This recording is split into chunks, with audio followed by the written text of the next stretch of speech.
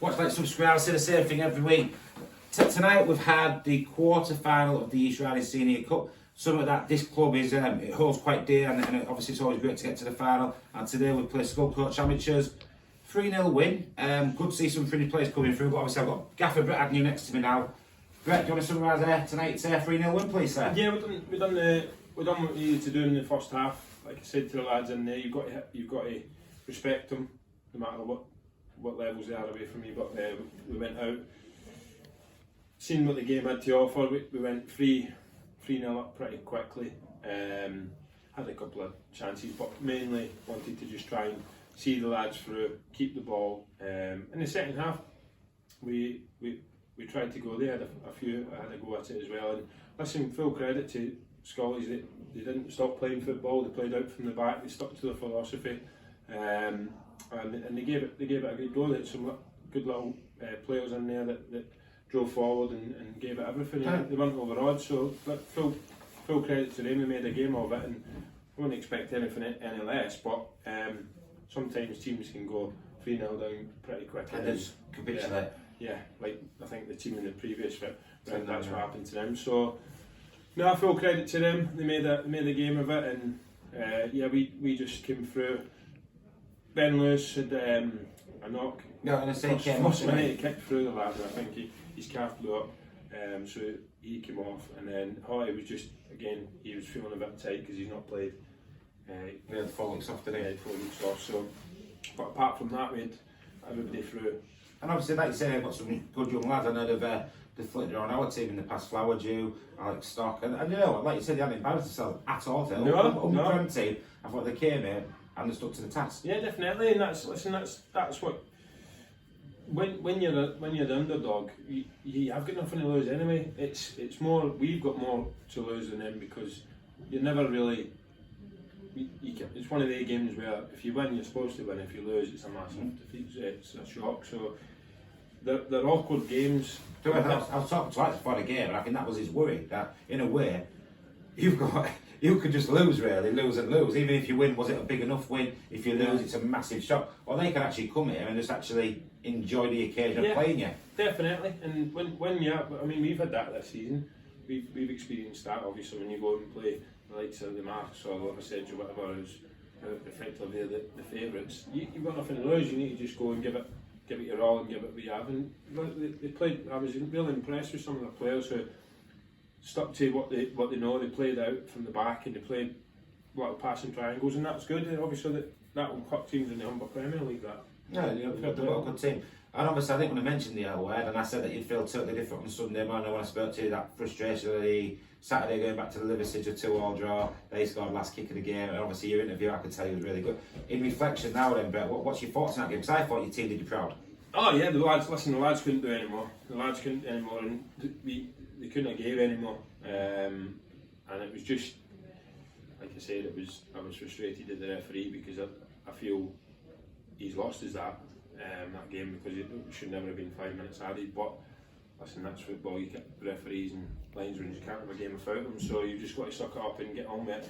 And in reflection, a point against the league leaders. Before the game, they took that, wouldn't you? Yeah. Before the game. But I talk about referees. I thought the East Riding refs today. Obviously they're not like the Northern Premier League where they come from all over. They're just East Riding refs, and I thought they did really well. Yeah, I thought the ref done well tonight. Linesmen, I think they're a little shaky. The younger one over that side was a bit shaky. I think it was because he fell over the first second and he's tripped over, didn't he? It's kind of like yeah. So, but listen, we all here to learn, and that's what the East Riding Cup's all about. Everybody's. Do you know where the final's going to be played? I must be that K-Com. I'm hoping it is. Yeah, it'd be great to have get in the media box at K-Com pretend that was someone important. Yeah. Well, I don't know why it's ever went away from there. It's just well, you know, we know what it was and it's changed. But no, that's what you want. I mean, obviously, I've only been in Hull for 8 years, and I played there twice, and it was a great day out. It was really. It'd be good to have that day, but it'd be good to have that. If you get there, you've still got another game before getting there, yeah. Yes, we have. I don't know, is it Pocklington we play in the next round now? They beat us Riding at the weekend, so. Obviously, have you heard about Hull City development tonight? I don't know what's going on about it, to be fair. Well, just forfeit the game and just give it away. Somebody said they have, and then somebody said back on now. I don't know. So anyway, we play Pocklington now, so yeah, Pocker a decent team as well. yeah, They're they're a bit unorthodox as well. So yeah, we played them in the semi-final a few years ago. So yeah, I remember. Yeah, I remember. And then obviously moving on to me, Brett, and obviously share with the fans like that. I think it's our biggest game in a long time on Saturday. I think so. Yeah, our biggest game of the season so far has been Tadcaster because we could have went 9 points clear of them, and we didn't turn up that game at all. On the balance of these last 2 games where we've played, the lads have gave everything against the top hitters, but that means nothing if you go and mess around with it at the weekend. That's what I mean. This is a big game. Brickhouse they're a good side. The fact they've got some fast players, they've got some direct players and players that can play as well. So we should have had all 3 points against them when we played them away. Again, referees calling things offside and a mile on.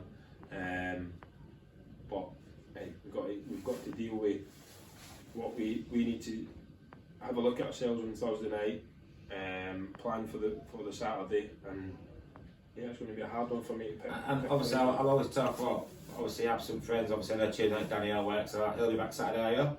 Yes. And obviously, I am Pete Davidson's biggest fan, but I know that he's always got that little niggle. Any chance Well, of Pete, returning? yeah, well, Pete said he would maybe come back for Saturday, but I don't know where. Well, I can't change anything really. Come on, like the lads have been brilliant, and obviously because we have a 2-week free period after that. Well, we might be playing the next round of this in the first of March, but we do have 2 weeks, 2 Saturdays off.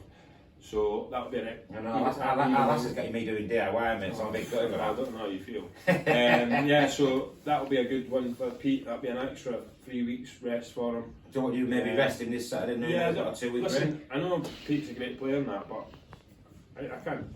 Matt Plummer's a great player, Yeah, they're how can you change what the lads done? And I tell you, it was impressed me about Andy Norfolk. You know, I know he's been in and out. And today I just see him playing like, you know, when he's that out on the sleeve type of performance. Yeah. I like Andy Norfolk. I think Andy, that it is the badge. Andy spoke to me about it at the weekend. At the start of the season, he wants to be a striker. But it's a shame for him that he's so versatile because he can play in different positions, and again we've probably needed him playing more positions than he would want to this year because he lack of numbers or whatever. But he played up there at the weekend and he reminded me a bit of myself, just firing into everything, putting himself about, getting stuck. That's what he does though, isn't it? That's what he does. And technically he's very good. He's smart, he's got good football brain, and Andy's one of them that does wear his heart on his sleeve sometimes too much, but yeah, he's And I bet it was nice seeing Denny as well getting a brace as well today, because he's been in, out, injured, suspended, all that, and he's come in today, grabs his brace, and I thought he put a shift in for you. Oh yeah, well obviously Denny, we had to play Denny up top because Daniel was not available on a Tuesday, and I wanted to get Blake. I wanted to see what Blake was like. It's the first time we've seen him in a game. So yeah, I thought Blake done well tonight. Denny was obviously bagged his 2 goals, but see in training, Denny's lethal like that in training. But again, he's another one where he's versatile. So yeah, he can go anywhere. Yeah, sometimes it's a good thing, sometimes I don't. And I was sat with the volunteers, it was actually quite nice because I was sat in the box in front of the media room for a change and all was chatting. And you know, 2 got really high praise and I thought it was really nice actually. Ben Lewis and Jack Bullis, that they've stuck around over many times. And it looks at the moment like, in a way, like their ship's come in a little bit. Like, you look at Jack Bullis, solid man, you know, Ben Lewis gives his all. And I think it's great seeing players who have been around for a while, maybe on they seem to be really integral to your plans. Yeah, well that's it. Obviously Ben Lewis left. The Curtis left fella or whatever, went away, flitted a few teams. I got the job, brought Ben back, and Ben's one that you can always rely on. He's always there, always at training. But he's got his dad in him, and his dad's bouncing through and through. So Ben's come on leaps and bounds, and he can play a number of positions, and he'll do everything for you. And Jack Willis left. Went away, didn't want to play football for a bit, had a think, came back, and he's been outstanding. Yeah, that's what I mean. Sometimes that's what you need. People go mad because players leave and go away. You have to sometimes go and see if the grass is greener, and you need to go and try and see. But if it's not there and you leave on good terms, you're always welcome back. Don't bend your bridges. The ones that leave on bad terms and call your names behind your back and say that it's through work commitments, and it's not. I'll call you then, Yeah, but it's, again, you're always welcome back. And again, like I said, Chris Jenkies, I seen he was playing with the veterans last week. There's always a space for Jenks. I've spoke to Jenks privately, and I'll openly say it here. There's always a space. I've said there's always a space for him if he wants to come back. He's a legend at the club, and there's always a space on the coaching thing if that's what he wants to do. There's always a space while I'm at the club for Jenks. And again, that would have been a nice night for him to get some minutes. You know what I mean? Maybe.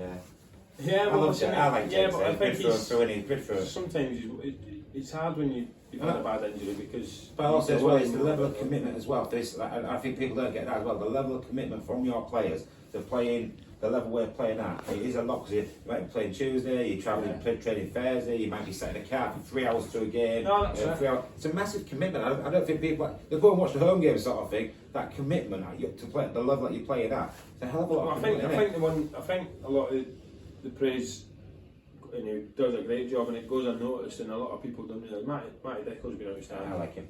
He's been absolutely outstanding for us, and he goes a bit unnoticed, a bit under the radar. But the work he does, the professionalism, and he gets on at everybody, and expects high standards. He's been outstanding. Obviously, your hotties and that get a lot of praise. No, I like Matty. Matty's been. I think he's been probably the best, if not one of the best. So what do you do between now and Saturday? Just because, like I said, we don't see. Are you training Thursday? Or do you give them because we played night tonight? No, we go training on Thursday. It's just a raz. It's all it is to get the rubbish out of the legs from here, and we just do sometimes a bit of shooting, cross shooting, 5 goals or whatever. Just to get the rubbish out of the legs, and then we're fresh for Saturday. Okay. See what this. I don't know if there's a storm coming or something. You know, I've had Hendrick on already talking about his pitch and the weather, so I think bad weather is good because I've heard him talking. But what I will say about it is, I hope, because like I said to me, I think this Saturday, you've done well against Mars, you've done well against Liverpool. To me, this is the ones around in the big games, and to me, I think Saturday's a big game. Yeah, definitely. Because if we win that game, then we've got 2 weeks off, and there's teams obviously playing games, so then we'll start to see where the league's. Do you have a magic number in your head? Like the Premier League's 38 points, you get to 38. I think Championship you're looking at 50 points. What do you have a magic number in your head where you think? We said about 35. Yeah. 32, 35. I think we said if we can get that number, what we're on just now, 23. Yeah. So you're looking at we what? said 32, 3-4 wins. 35. 3-4 wins. 3 wins. Should be alright. So that's our target, yeah. But listen, it's you know that's like better than most now. It's. Anyone can beat it on the day. Yeah.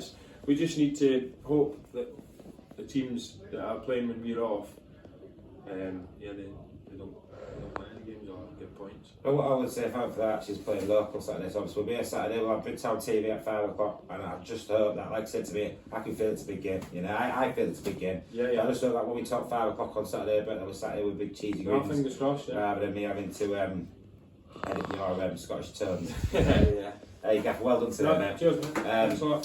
Like I said, please watch. Do you know what the biggest thing for I'm going to say here is when I post it, is the proper fans, these 200 and some people who watch them week in, week out, share it, because then that goes from 200 to maybe 400, and there's more people who get to see our club. So the biggest thing you can do with this clip is share it every Saturday, share it, because then hopefully people fall in love with the club, come through the gate, and that's where the fan base comes from. So, hey, Bridgetown TV, over and out, see you Saturday.